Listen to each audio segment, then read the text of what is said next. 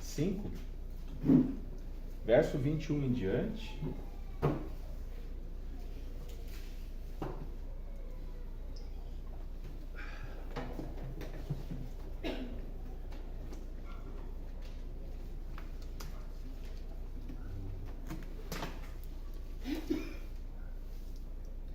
Todos acharam?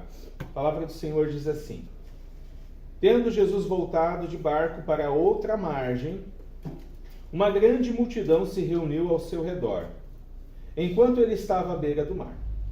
Então chegou ali um dos dirigentes da sinagoga, chamado Jairo. Vendo Jesus, prostrou-se aos seus pés e lhe implorou insistentemente: Minha filhinha está morrendo. Vem, por favor, e impõe as mãos sobre ela para que seja curada e que viva. Jesus foi com ele. Uma grande multidão o seguia e o comprimia. E estava ali certa mulher que havia 12 anos vinha sofrendo de hemorragia. Ela padecera muito sob o cuidado de vários médicos e gastara tudo o que tinha, mas em vez de melhorar, piorava. Quando ouviu falar de Jesus, chegou por trás dele, no meio da multidão, e tocou em seu manto, porque pensava: se eu tão somente tocar em seu manto, ficarei curada. Imediatamente cessou sua hemorragia, e ela sentiu em seu corpo que estava livre de seu sofrimento. No mesmo instante, Jesus percebeu que dele havia saído o poder. Virou-se para a multidão e perguntou: Quem tocou em meu manto? Responderam os seus discípulos: Vês a multidão aglomerada ao teu redor e ainda perguntas: Quem tocou em mim? Mas Jesus continuou olhando ao seu redor para ver quem tinha feito aquilo. Então a mulher, sabendo o que lhe tinha acontecido, aproximou-se, prostrou-se aos seus pés e, tremendo de medo, contou-lhe toda a verdade. Então ele lhe disse: Filha, a sua fé a curou. Vá em paz e fique livre do seu sofrimento. Enquanto Jesus ainda estava falando, chegaram algumas pessoas da casa de Jairo, o dirigente da sinagoga. Sua filha morreu, disseram eles. Não precisa mais incomodar o mestre. Não fazendo caso do que eles disseram, Jesus disse ao dirigente da sinagoga: Não tenha medo, não, tão somente creia. E não deixou ninguém segui-lo, senão Pedro, Tiago e João, irmão de Tiago. Quando chegaram à casa do dirigente da sinagoga, Jesus viu um alvoroço, com gente chorando e se lamentando em alta voz.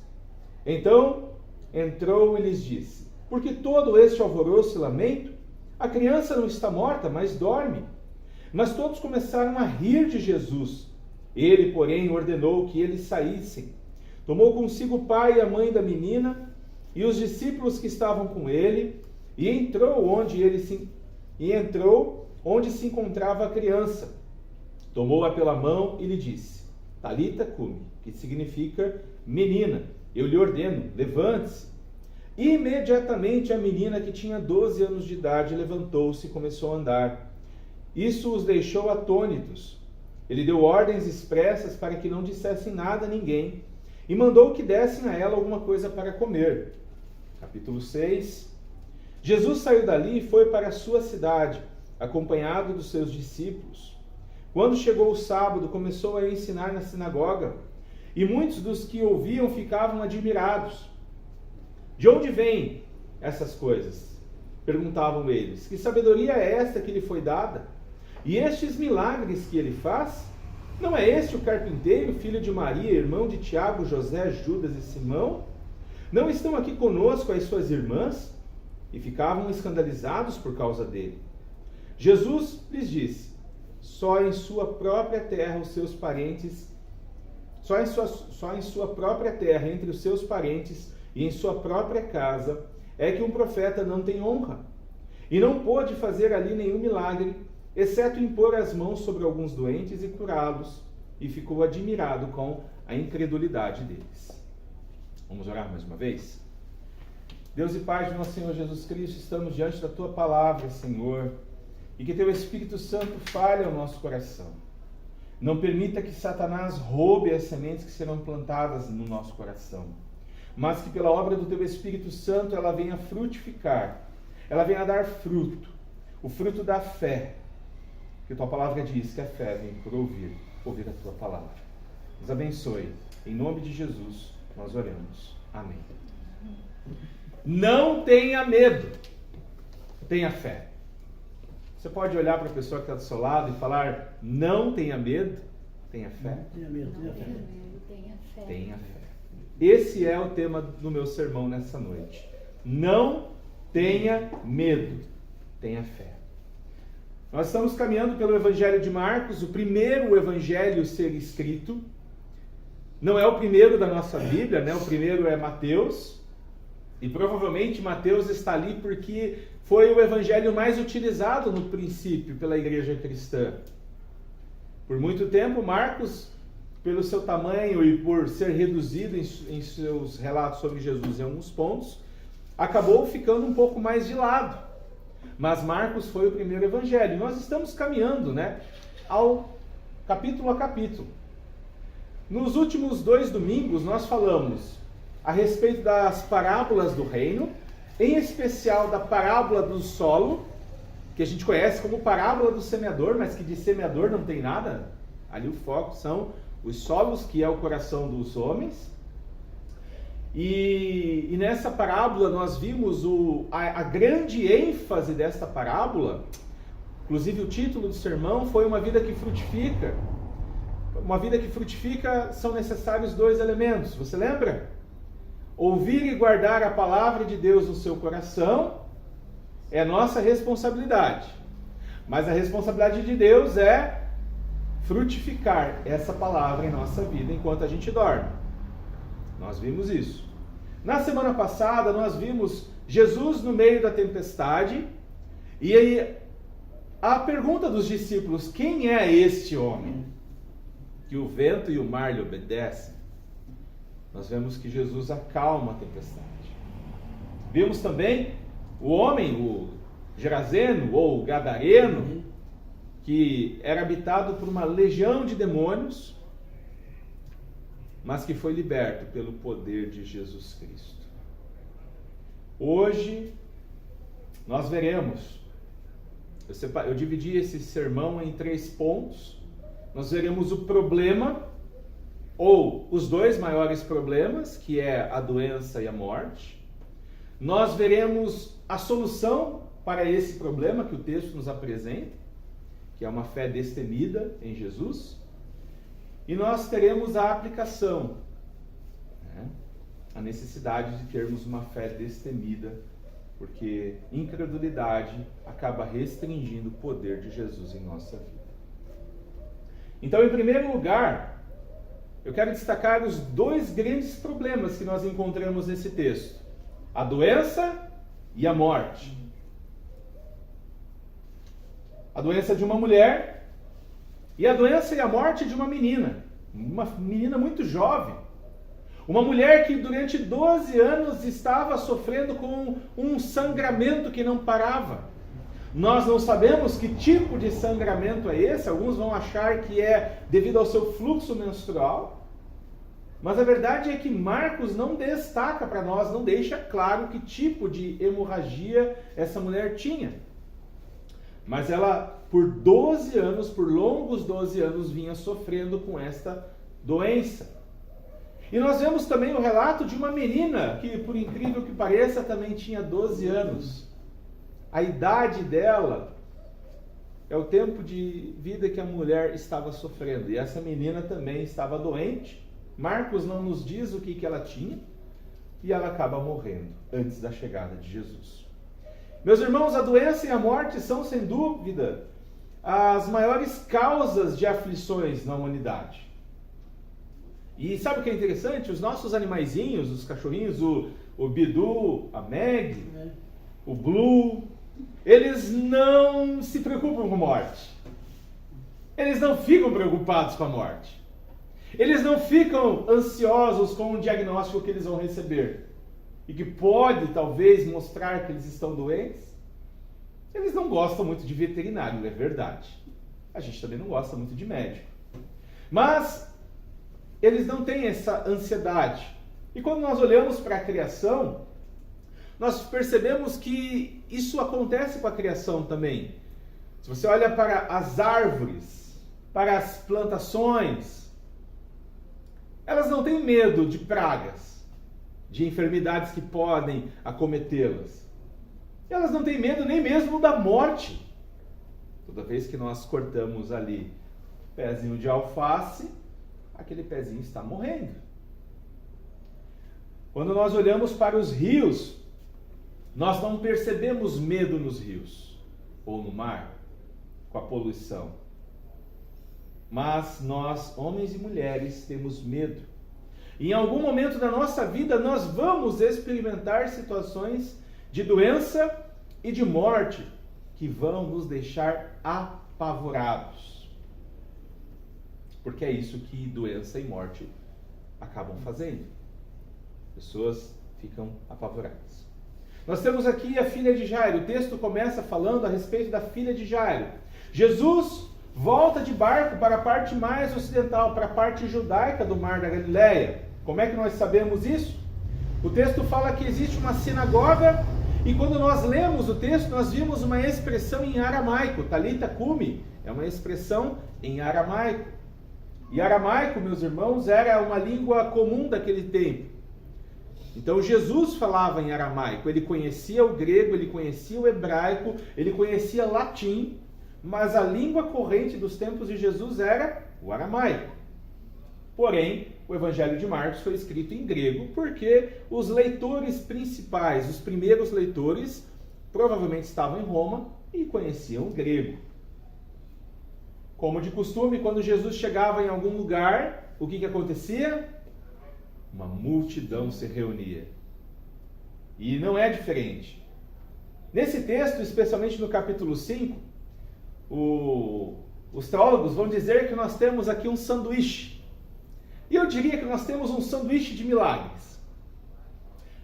Perceba, a história de Jairo serve como se fosse um pão desse sanduíche. E a história da mulher hemorrágica é como se fosse o hambúrguer, o queijo, o tomate, aqueles que estão de dieta. Então nós temos um relato dentro de um relato. E ele começa com a história de Jairo. E termina depois com a história de Jairo. O texto diz então que um dos dirigentes da sinagoga chegou quando Jesus estava à beira do mar Galileia, o Jairo. Este homem conhecia a fama de Jesus. Quem não conhecia a fama de Jesus? Os milagres que Jesus estava fazendo o tornavam conhecido. Mas Jairo, meus irmãos, era um homem muito importante naquele tempo. Ele era respeitado, ele era incumbido, por exemplo, de cuidar da finança da sinagoga. Ele era o tesoureiro da sinagoga. Ele também ficava responsável de cuidar das instalações da sinagoga. Ele representava a comunidade judaica na cidade. Ele, inclusive, cuidava da ordem de culto. Por exemplo, o nosso culto, ele é muito semelhante ao que acontecia numa sinagoga judaica. Nosso culto é muito parecido. Leitura da palavra, cânticos, orações e exposição da lei, da palavra de Deus. E ele providenciava quem que vai dirigir a oração, quem vai levar os louvores, quem que vai pregar e assim por diante. Então, Jairo era quem? Jairo era alguém importante. Jairo era um homem influente na sociedade, não apenas na igreja, mas na sociedade daquele tempo. E conforme nós avançamos no Evangelho de Marcos, percebemos uma escalada e uma diversidade no tipo de pessoas que chegam até Jesus. Por exemplo, na semana passada, nós vimos que foi um endemoniado que vivia nos túmulos que vem até Jesus. E agora nós percebemos o chefe da sinagoga que procura o Filho do Deus Altíssimo. Esse homem, ele tinha uma filhinha muito doente.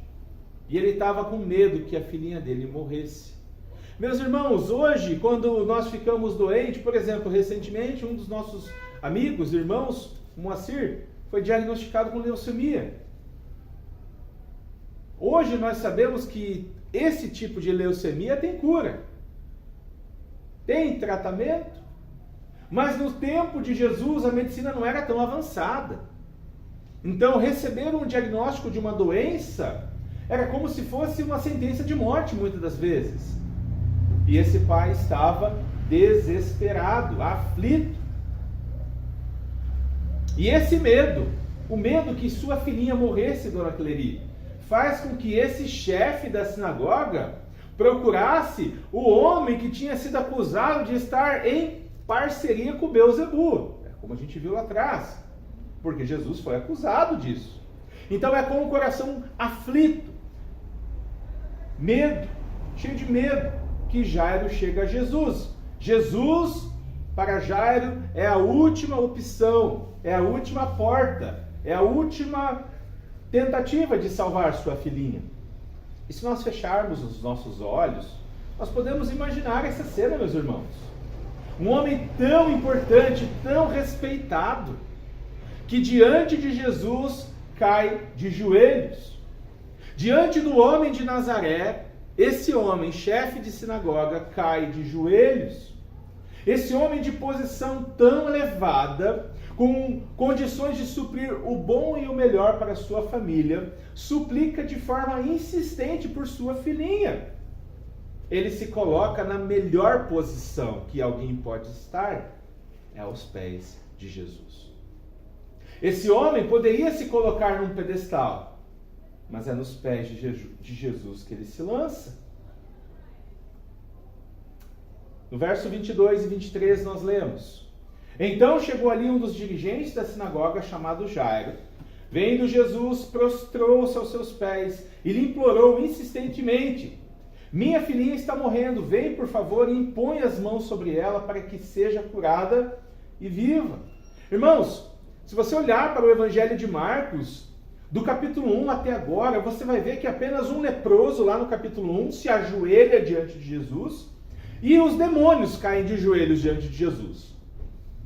Nós não vemos até aqui mais ninguém caindo de joelhos aos pés de Jesus. Apenas um leproso que ninguém queria por perto e os endemoniados, que ninguém queria por perto também.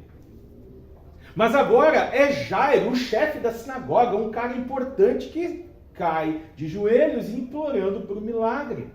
Meus irmãos, essa atitude de joelhos diante de Jesus mostra um temor santo, reverência, submissão de Jairo em relação a Jesus. E Jairo, além de ele estar aos pés de Jesus, ele suplica de forma insistente por um milagre. E se nós olharmos para Marcos capítulo 1, verso 40, nós veremos que o leproso, quando cai de joelhos diante de Jesus, ele também suplica por cura, por milagre. Se queres, purifica-me, diz ele. Jairo suplicava a Jesus para que Jesus impusesse as mãos sobre sua filhinha. Esse ato de impor as mãos sobre os doentes, sobre as pessoas, era muito utilizado naquele tempo. E quando nós olhamos para o Antigo Testamento, a imposição de mãos sobre uma pessoa simbolizava o quê? Uma transmissão de bênção. Isaac abençoou Jacó, impondo-lhe as mãos. E é interessante que quando nós olhamos para Marcos capítulo 1, 41, Jesus impõe as mãos sobre o leproso e o leproso é curado. Será que Jairo tinha ouvido isso? Talvez. Jairo acreditava que se Jesus colocasse as mãos sobre sua filha, ela seria curada, porque ele tinha fé que o Filho de Deus tinha poder suficiente para salvá-la. Nós vemos no final desse texto que essa menina, ela tinha 12 anos de idade. Apenas 12 anos, uma criança. E mesmo sendo exprimido pela multidão, Jesus decide ir com Jairo até sua casa a fim de curar sua filha. Mas no meio do caminho algo aconteceu, uma mulher desconhecida apareceu e a filha de Jairo morreu. O chefe da sinagoga recebe a notícia que ele mais temia. Em Marcos capítulo 5, verso 35, vemos que algumas pessoas da casa de Jairo vão até ele, contam sobre a morte da sua filhinha. Quase todos começam a pensar, é tarde demais. Não tem mais nada para ser feito. Será? Veremos. A história de Jairo para por aqui. E agora uma outra história começa. Alguns vão dizer que essa história foi colocada aqui, da mulher hemorrágica, que ela surge, a mulher hemorrágica surge no meio da história de Jairo para dar tempo da filha de Jairo morrer. Quando Jesus estava se dirigindo então para a casa de Jairo, uma mulher desconhecida entra para a história. Nós nunca vamos saber seu nome. Assim como Jairo, ela estava desesperada, aflita, ela não tinha mais recursos, ela não tinha mais esperança. No capítulo 5, verso 25 e 26 diz assim: E estava ali certa mulher que havia 12 anos vinha sofrendo de uma hemorragia. Ela padecera muito sob o cuidado de vários médicos e gastara tudo o que tinha, mas em vez de melhorar, piorava.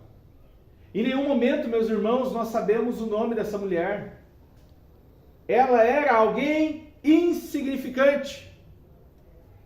Socialmente falando, essa mulher não tinha valor nenhum naquele momento. Nós sabemos o nome de Jairo, mas nós não sabemos o nome dessa mulher. Ela sofria por 12 anos o tempo de vida da filha de Jairo. E saber que ela sofria por 12 anos aumenta a nossa percepção do sofrimento que ela experimentava. E ela tentou, meus irmãos, ser curada de várias maneiras. Quando nós olhamos atentamente para esse texto, nós vemos uma progressão do sofrimento. Porque Marcos relata para nós que ela tinha sofrido na mão de muitos médicos. Não apenas um, não apenas dois, mas muitos médicos tentaram fazer alguma coisa para ela. Mas depois de um tempo acabavam descartando ela. Não tem jeito, não conseguimos resolver seu problema. Ao invés de aliviar o problema dessa mulher, esses médicos apenas pioraram a situação. Comeram o dinheiro dela, gastaram o tempo dela, a vida dela piorou. Então, nós temos aqui 3 graves consequências que os médicos causaram para essa mulher. Ela sofreu muito, perdeu todo o dinheiro e não tinha melhorado. E assim como o endemoniado de Gerasa, ela havia perdido todas as suas esperanças na medicina e nos homens. Ela não tinha mais uma esperança. Nenhum sinal de cura estava no seu horizonte. Mas aquela mulher conheceu a fama de Jesus. Ela não era uma seguidora de Jesus, ela não fazia parte do grupo dos 12. Provavelmente estava no meio da multidão. Talvez tenha escutado os relatos que nós escutamos já, do capítulo 1 até agora. Será que ela conheceu o leproso? Será que ela conversou com o paralítico? Será que ela cruzou com o caminho, cruzou o caminho do homem de mão atrofiada? Nós não sabemos. O que nós sabemos é que ela ouviu a fama de Jesus. Ela ouviu sobre o que Jesus poderia fazer e o que Jesus estava fazendo. Ela conheceu a fama do Filho do Deus Altíssimo e ele era o único que poderia mudar sua vida, tirar sua vergonha e parar o fluxo de sangue.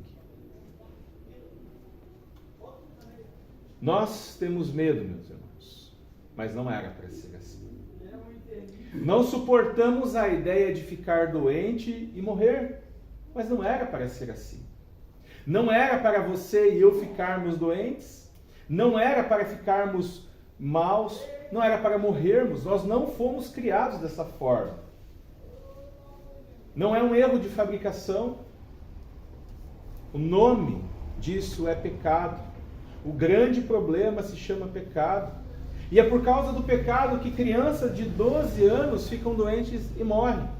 É por causa do pecado que mulheres são acometidas por enfermidades crônicas e passam a vida inteira sofrendo e sendo desprezadas.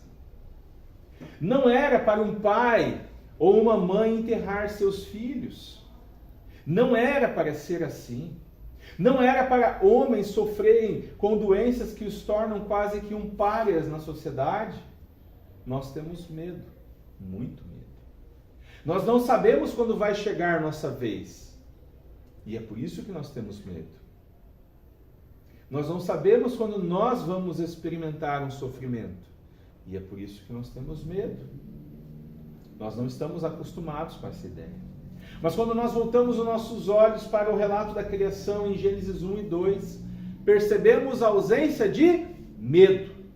Não ouvimos a palavra medo em Gênesis 1 e 2. Quando Deus cria os céus e a terra, toda a criação, quando Ele cria o homem e a mulher, nós percebemos que a palavra medo não aparece ali. Não havia doenças, não havia morte. Nós não fomos criados para ficarmos doentes. Nós não fomos criados para morrer.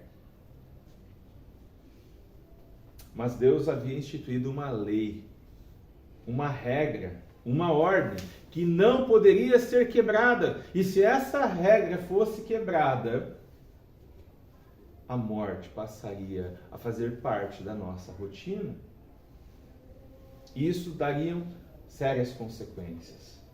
Mas Adão não ouviu as palavras do Criador, preferiu acreditar nas palavras da serpente. Ele pecou, todos nós morremos.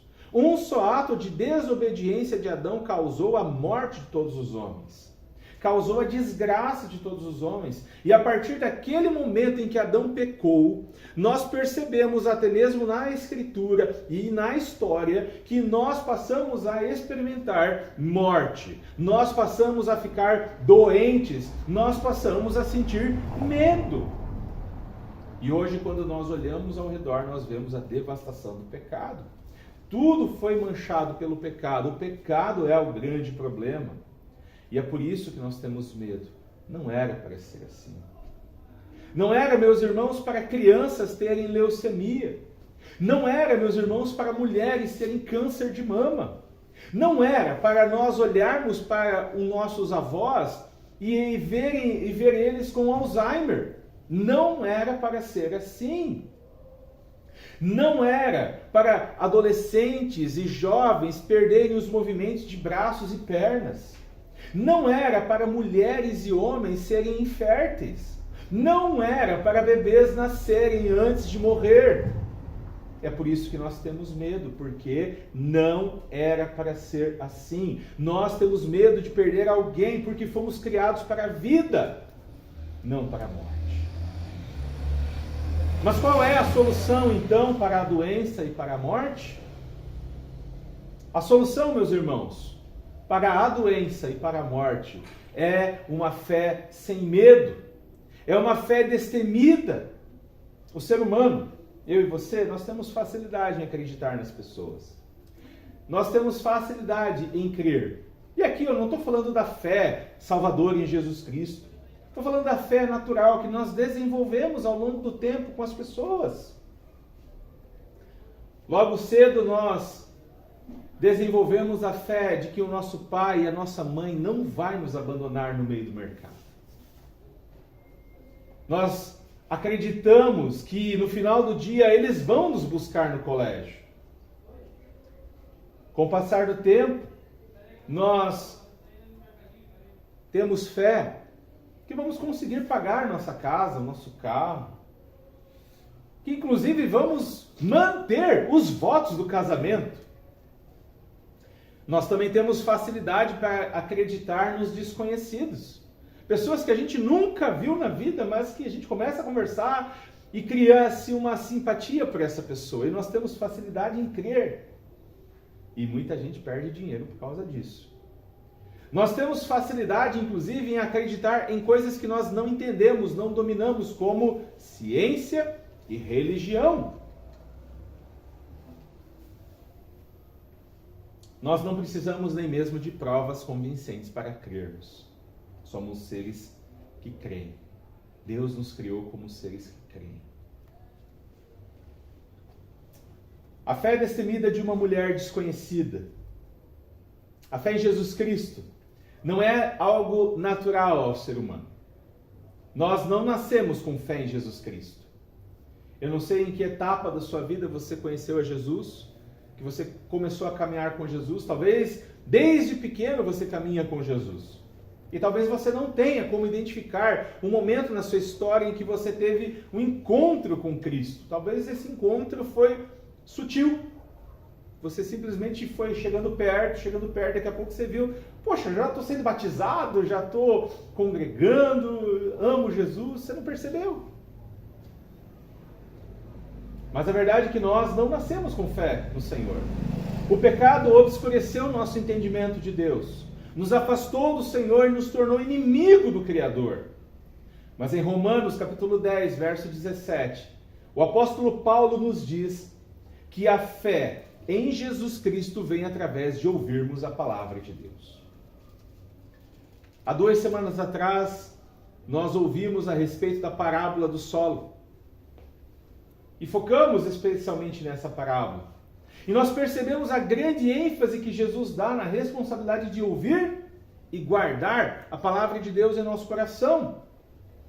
Este é o primeiro passo para uma vida que frutifica.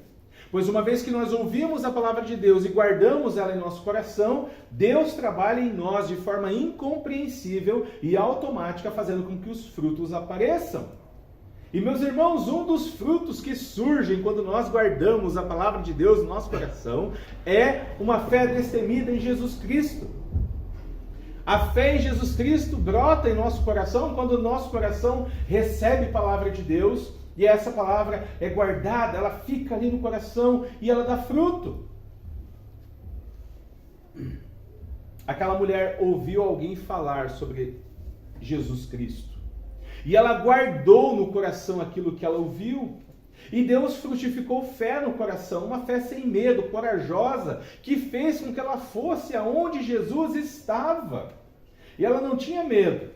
A palavra frutificou no coração dela de tal forma que ela acreditava ser necessário apenas tocar na roupa de Jesus.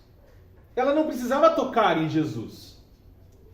Se ela tocasse em sua roupa, ela seria curada. O autor desse evangelho não deixa claro para nós por que ela toca na roupa. Será que ela estava com medo? Por causa do fluxo de sangue, ela estava impura, cerimonialmente impura, ela não poderia tocar. Mas Marcos não quer dizer nada para a gente sobre isso. Marcos acha que isso é desnecessário. Ele não explica. O que ele deixa claro é que ela pensava que apenas tocando na roupa de Jesus, ela seria curada. Aquela mulher, assim como eu e você, acreditou em diversos médicos. Esses comeram seu tempo e seu dinheiro. Mas agora ela tem uma fé destemida em Jesus. E ela acredita que será curada de apenas tocar na roupa do Filho de Deus. Ela não quer holofote nem fama, ela quer transformação de vida. Ela quer cura. Leia comigo. Verso 29 em diante, no capítulo 5, diz assim: imediatamente cessou sua hemorragia e ela sentiu em seu corpo que estava livre do seu sofrimento. No mesmo instante, Jesus percebeu que dele havia saído o poder. Virou-se para a multidão e perguntou: quem tocou em meu manto? Responderam os discípulos: vês a multidão aglomerada ao teu redor e ainda perguntas quem tocou em mim? Mas Jesus continuou olhando ao seu redor para ver quem tinha feito aquilo. Instantaneamente curada, bastou ela tocar no manto que cobria Jesus para que um sofrimento de 12 anos acabasse. Ela não tinha nada a oferecer a Jesus, apenas fé, sem medo. E até mesmo essa fé que ela tinha foi uma obra de Deus em seu coração. E aquela mulher percebe em seu corpo a cura. Ela sente uma coisa diferente e ela percebe. Nós não sabemos se de repente o fluxo parou e ela percebeu. Mas o mais interessante, o mais impressionante é que Jesus percebe poder saindo de dentro dele para curar aquela mulher. Algo aconteceu. Jesus percebe, Jesus sente. E aqui nós temos a primeira aparição dos discípulos. Eles estão com Jesus, mas coitados, estão aqui nessa altura do campeonato, eles estão mais perdidos que cego em tiroteio. Porque Jesus pergunta: quem me tocou? E eles: mestre, pergunta ridícula. Todo mundo está te tocando, você está sendo exprimido. Eles não entendem.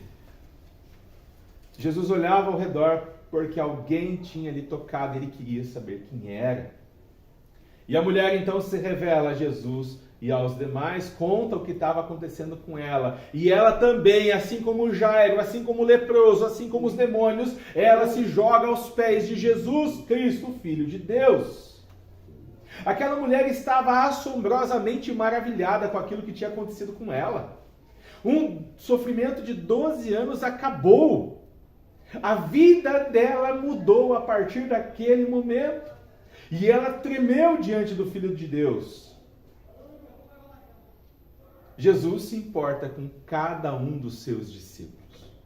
Jesus não dá preferência para os ricos e esquece os pobres.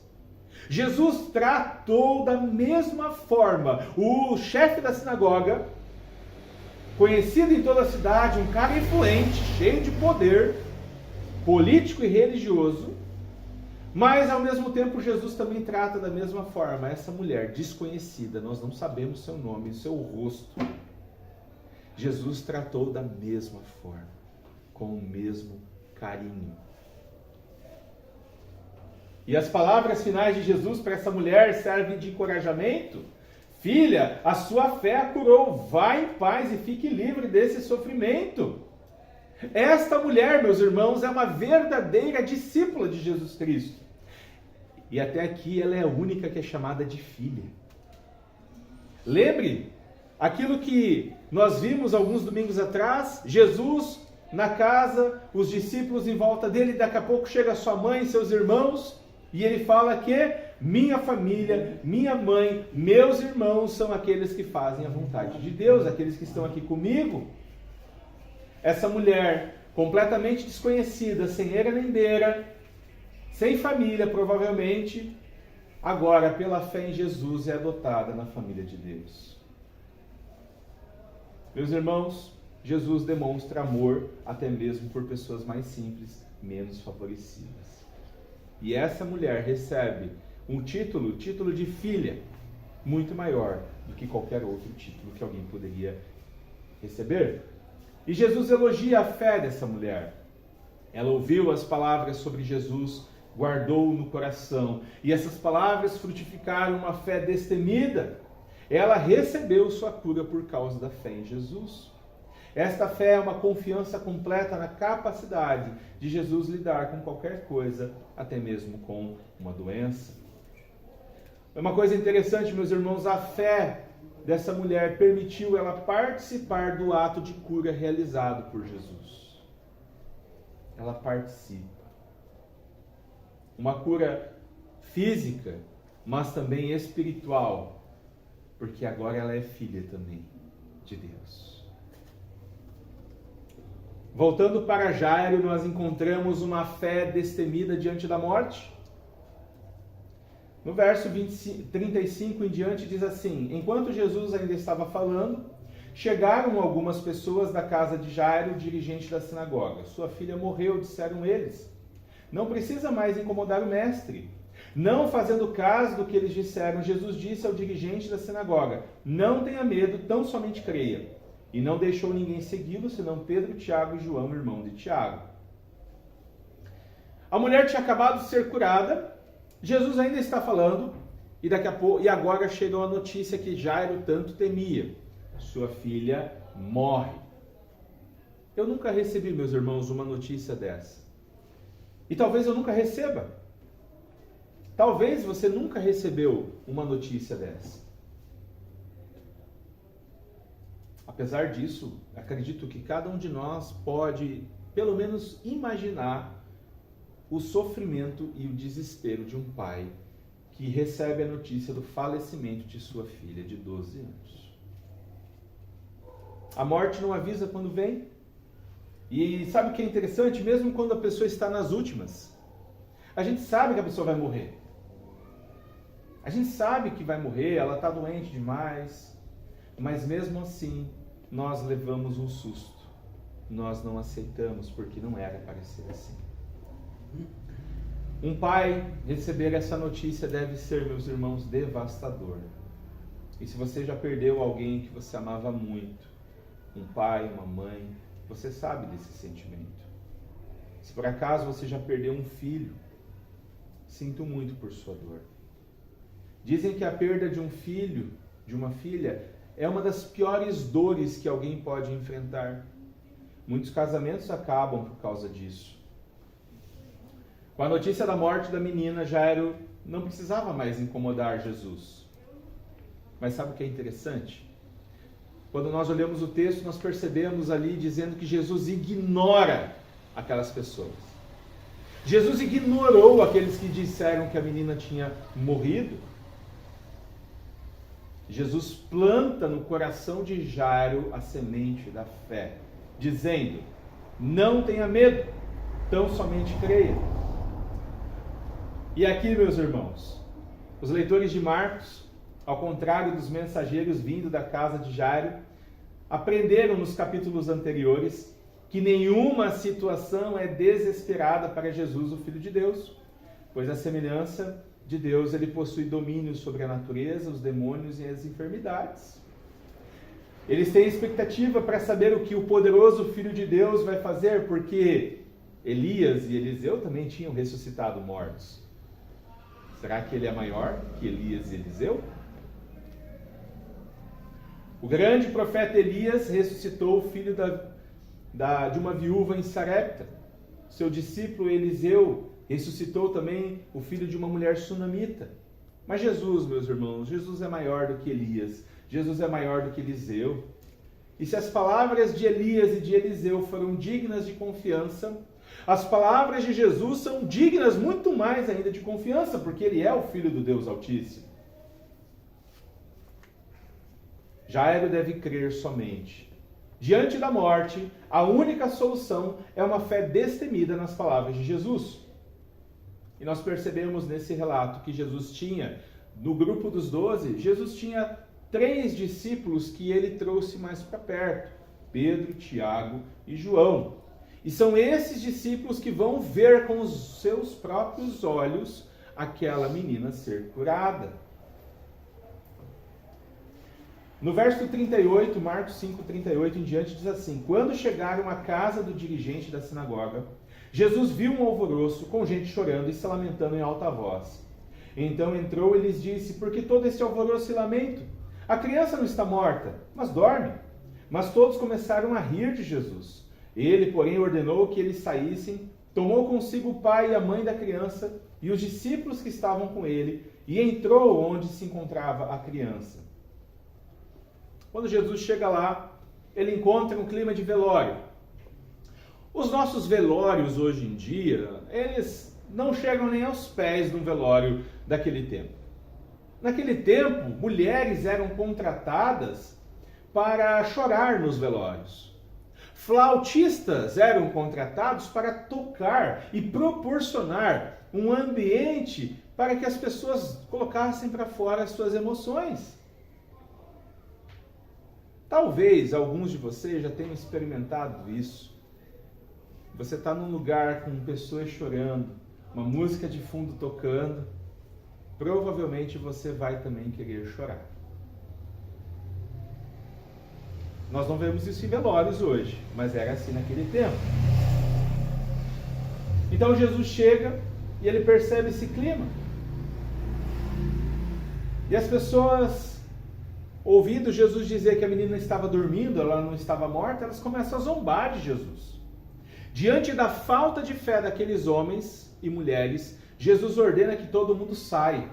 Apenas o pai, a mãe e os discípulos podem estar com ele. Verso 41 diz assim: tomou-a pela mão e lhe disse: Talita cumi, que significa: menina, eu lhe ordeno, levante-se. Imediatamente a menina, que tinha 12 anos de idade, levantou-se e começou a andar, e isso os deixou atônitos. Meus irmãos, apenas um toque da mulher hemorrágica foi suficiente para parar seu sofrimento de 12 anos.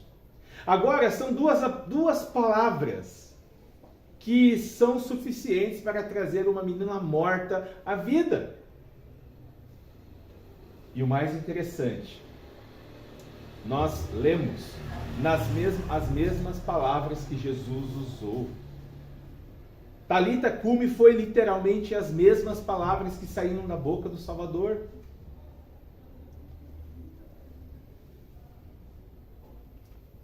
A menina estava morta, mas ao comando da voz de Jesus, a morte teve que obedecer. Da mesma forma que a tempestade, o vento, da mesma forma que os demônios. A morte não foi soberana.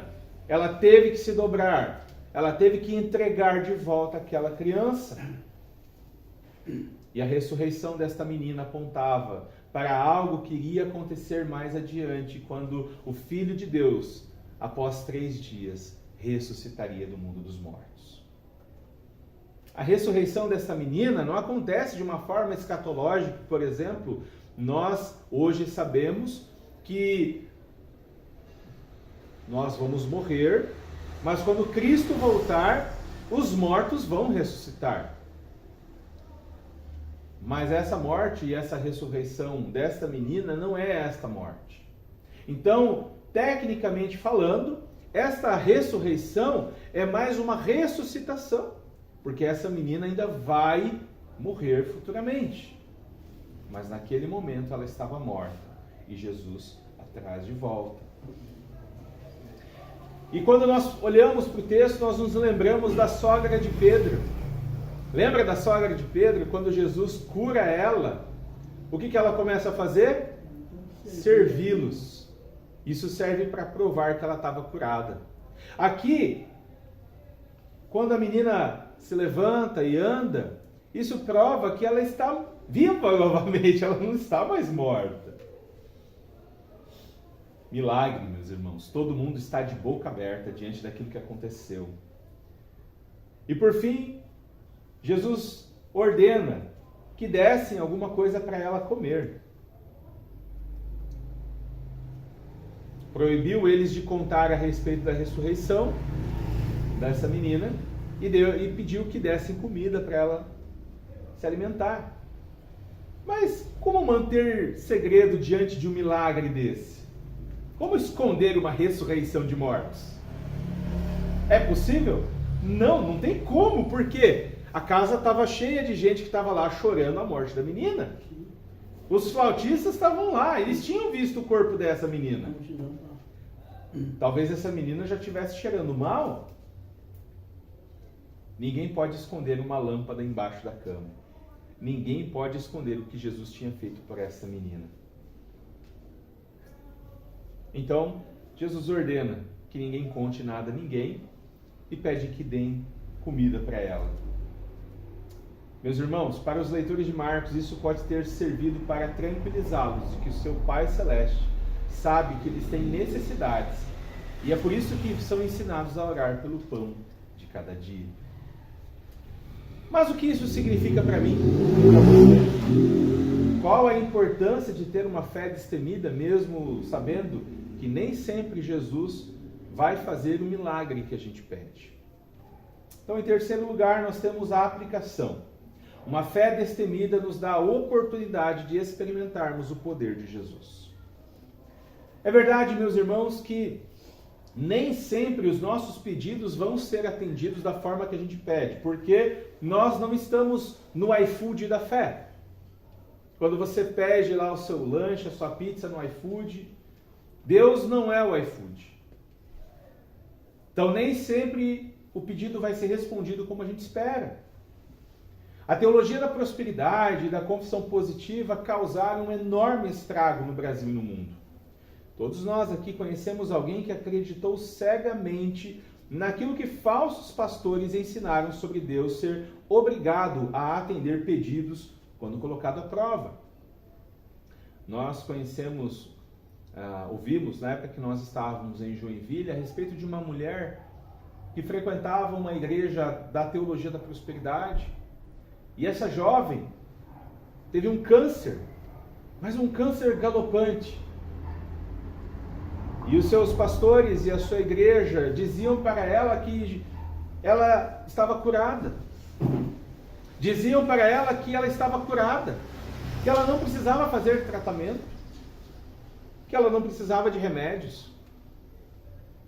Eles profetizavam a cura dela. O negócio foi tão doido que até o marido dela acreditou nisso. E como um ato de fé, não deixava que nos últimos dias de vida dela ela tomasse morfina para suportar terríveis dores. Ela estava com o corpo completamente apodrecendo de dentro para fora. Essa mulher teve uma das mortes mais dolorosas que alguém pode ter. E o pior de tudo, meus irmãos, é não saber aonde a fé dela estava. O pior de tudo é saber que essa mulher tinha filhos pequenos e que talvez serão descrentes, porque eles vão dizer assim: não, Deus matou minha mãe. O pastor disse que a minha mãe estava curada, mas minha mãe morreu, então esse Deus é mentiroso. É esse o estrago que uma falsa promessa de Deus causa.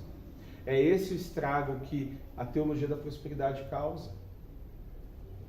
Conhecemos pessoas que, assim como a mulher hemorrágica, perderam tudo nessas igrejas.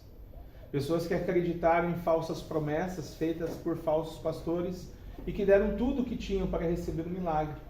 Perderam tempo, dinheiro e energia. E na maioria das vezes o milagre não aconteceu. Quando nós estamos diante dos evangelhos, nós precisamos entender, meus irmãos, que notícia não é promessa. Notícia não é promessa. O evangelho, os evangelhos, Mateus, Marcos, Lucas e João, são notícias. Boas notícias. Sobre Jesus, sobre os atos de Jesus, o Filho de Deus. Marcos, Mateus, Lucas e João registram os principais momentos da vida de Jesus. Mas esses momentos não são promessas. Então, é muito provável que eu e você não veremos uma transformação de água em vinho. É muito provável que eu e você não veremos multiplicação de pães e peixes. É muito provável que nós não veremos tantas ressuscitações ou ressurreições como essa menina experimentou.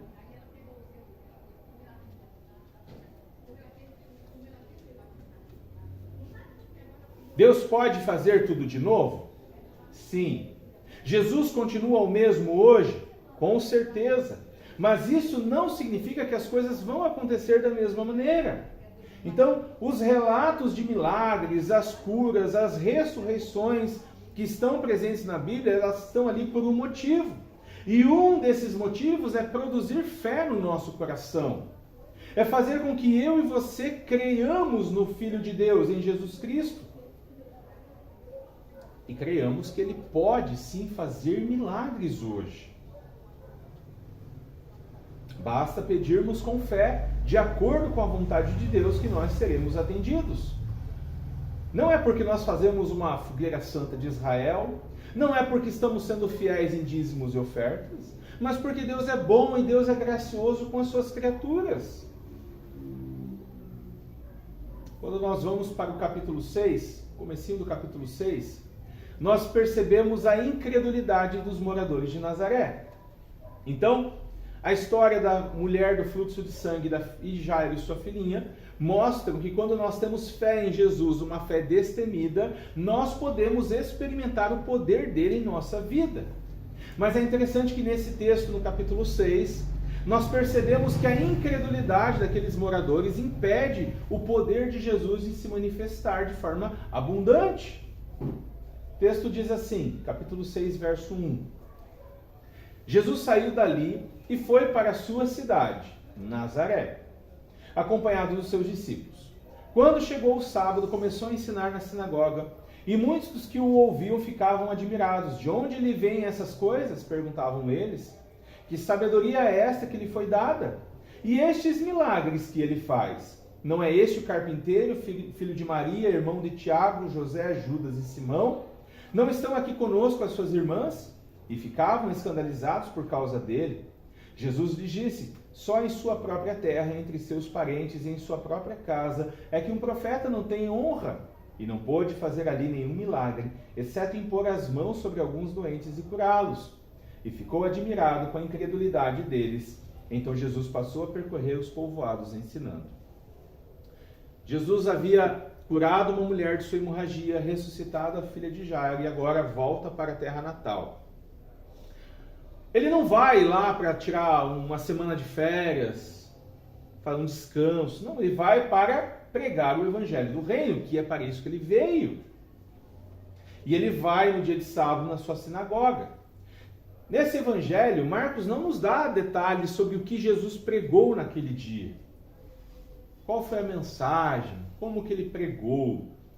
Marcos não dá esse detalhe. Porque para este evangelho de Marcos, esse detalhe não é relevante. O grande destaque desse texto é a incredulidade dos moradores de Nazaré. Eles ficam admirados com a pregação de Jesus. Eles ficam pasmos, de boca aberta com a sabedoria do carpinteiro. Mas eles não enxergam que estão diante do Filho de Deus. Eles não sabem de onde vem a sabedoria, de onde vêm os milagres. Eu e você, nós sabemos que a sabedoria e os milagres de Jesus vêm de Deus, porque Ele é Deus. Jesus não tinha treinamento teológico formal. Ele não fez um seminário rabínico do seu tempo. Mas a sua pregação era cheia de vida, sabedoria e verdade. A palavra de Deus era poderosa em sua boca, porque Ele é a própria palavra encarnada. Mesmo assim, seus conterrâneos não lhe deram bola. Nem mesmo os milagres de Jesus é capaz de convencer aquele povo a acreditar que Jesus é o Messias prometido.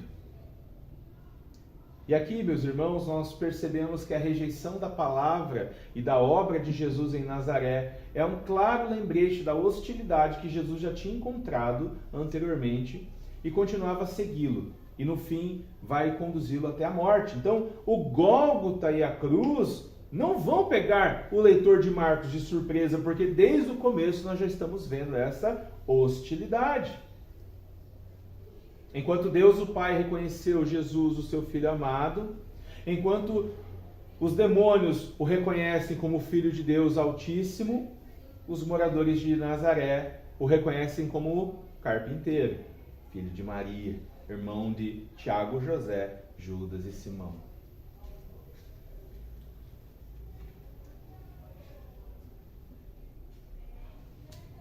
Marcos deixa claro para nós que a causa, aliás, ele não deixa claro o porquê que aqueles homens não creram, mas deixa claro que porque eles não creram, Jesus não fez muitos milagres lá. Então, é mais provável que Jesus não fazer milagres em Nazaré tenha a ver com o juízo de Deus. Eles rejeitam Jesus, Deus os rejeita. Deus não pode operar aonde é rejeitado. E esse texto também mostra para a gente uma sombra daquilo que vai acontecer na trajetória de Jesus até a cruz. Meus irmãos, a incredulidade restringe o poder de Jesus em nossa vida. A nossa incredulidade pode fazer com que Jesus não faça mais milagres em nossa vida. Quando nós olhamos para Jairo e para a mulher hemorrágica, vemos que eles ouviram a respeito de Jesus e dos milagres de Jesus e eles creram em Jesus. Todas as nossas orações são ouvidas por Deus, porque através de Jesus nós temos livre acesso ao Pai. Então nós podemos colocar diante do Senhor aquilo que nós precisamos. Talvez você esteja doente com uma enfermidade crônica. Talvez você já tenha esgotado qualquer capacidade de cura. Sabe que você pode ir até Jesus e pedir por cura. Se jogue aos pés de Jesus, clame a Ele, porque somente Jesus é poderoso para atender nossas orações. Orações que são feitas com fé. Mas como eu falei anteriormente, nem sempre Deus responde da forma que a gente espera. O apóstolo Paulo diversas vezes havia pedido para tirar um espinho da carne. E a resposta do Senhor foi: não, a minha graça te basta. Mas a Escritura também diz: esta é a confiança que temos ao nos aproximarmos de Deus. Se pedirmos alguma coisa de acordo com a sua vontade, Ele nos ouve. E sabemos que Ele nos ouve em tudo que pedimos, sabemos que temos o que dele pedimos. Devemos pedir sem fé. Aliás, com fé, perdão, sem duvidar. Concluindo, meus irmãos, é necessário uma fé destemida para enfrentarmos a morte. Nós temos um inimigo em comum: a morte, a nossa morte, a morte dos nossos amigos, a morte dos seus filhos, dos seus pais. Talvez, diante da morte, não haja, naquele momento, talvez Deus não responda a nossa oração pedindo por ressurreição naquele momento. Mas nós temos a promessa daquele que já ressuscitou, de que um dia nós também iremos ressuscitar, meus irmãos. Então, a morte não é o fim. A morte é o começo para uma nova vida. Porque a ressurreição vem. E eu e você, nós precisamos cultivar em nosso coração uma fé em Jesus, uma fé destemida para o dia em que nós estivermos diante da morte. Porque esse dia vai chegar. Amém? Então vamos orar. Deus e Pai de nosso Senhor Jesus Cristo, obrigado por Tua palavra. Que o Senhor possa frutificá-la em nossos corações. Nos prepare, Senhor, para o dia em que estivermos diante de uma doença, de uma enfermidade e até mesmo diante da morte. Que o nosso coração não vacile, mas que a nossa confiança esteja em Jesus Cristo somente. Abençoe cada um dos meus irmãos que ouvem essa palavra e que a vida deles também esteja alicerçada em Ti, Jesus, em Teu amor, em Tua graça, em Tua verdade. Assim oramos, em nome de Jesus. Amém. Amém? Pode colocar de pé, nós vamos cantar mais um louvor. Nós vamos